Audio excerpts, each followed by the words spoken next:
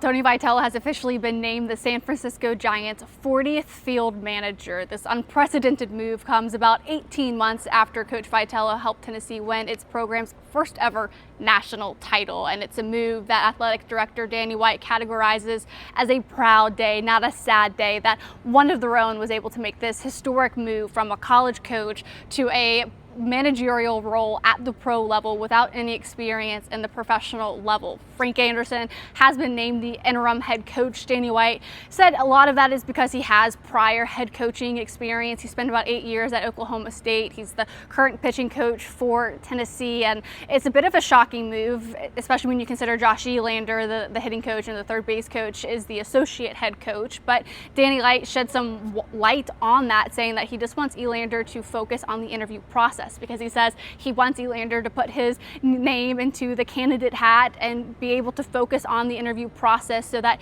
maybe he could become the next head coach to lead the Tennessee Volunteer program. And what's interesting about this unprecedented move is the timing of it as well. It's unorthodox to be in a coaching search this close to the season, and because of that, Danny White says that he's not going to put a timetable on himself. Like he doesn't want to put a limit on himself to when they name their next head coach. So that time will also allow Frank Anderson, as he says, to be the shepherd of this team, and then allow Josh Elander to worry about other things like continuing to fulfill his role as a coach, and then maybe also put a lot of time into that interview process as well. But it's certainly going to be a rocky time for Tennessee. Hopefully those coaches will stay here. Will Tony Vitello take some of them to San Francisco with him? That is to be seen. But if those coaches don't stay, then you certainly worry about some of these players entering their name into the transfer portal, going to other storied franchises or organizations. But what I would say from noticing on the field yesterday for Tennessee's fall scrimmage was, despite all of the media randomly being there and 50 to 100 Vol fans being there on that random scrimmage day, I don't want to say they were like pointing and laughing, but they certainly were kind of having fun with it. Like the energy still seemed up, even though there's this limbo of what their head coach was going to do. And I know a lot of these players and players past adore all of these assistant coaches, adore the strength and conditioning coaches. So if they can maintain some type of continuity, I think that will allow Tennessee to have some type of a seamless process heading over the next couple of months before the season starts. But what I'd say for Danny White, when we turn our attention to how he handled today's press conference in the midst of all the craziness today, was I think he was maybe a little eager to talk about the rumors of the revenue share, the NIL split, and how baseball is compared to women's basketball. That was something that was certainly circling around, and Danny White's like, I want to set the record straight. The budget for baseball has exploded to $14 million. The stadium just on the other side of this camera has now ballooned to almost $110 million. It originally started just shy of $100 million.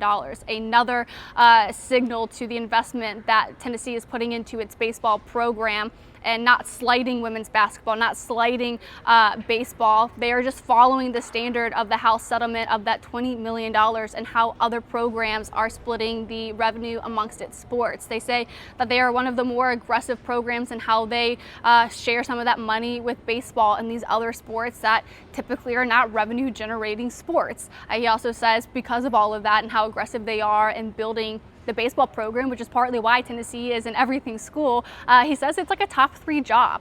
It's a top 3 program. It's one that just won a national title, just over a year ago. So I think there's a lot of excitement still around the program. There's still a lot of frustration that's now brewing because their national championship winning coach is no longer here, but it's a move that's a dream for Tony Vitello. It's one I don't really think you can pass up. Like I said earlier in our episode today, I certainly would have stayed, but you obviously can't fault Tony Vitello for wanting to leave and giving himself this chance. He's going to reunite with Drew Gilbert and a couple of other former Vols that are in the Giants organization up and down the minor leagues. But it's certainly an interesting move. It's certainly an interesting time here on Rocky Top, and we'll certainly have so much more coming up as more comes to light. Tony Vitello will officially be announced as the head coach formally with the Giants on Thursday, so I'm sure we'll have much more coming up on that and what Tony Vitello has to say about the opportunity, but we'll have more on that this week, and then live ball with myself and VFL Todd Kelly Jr. I'll see you guys then.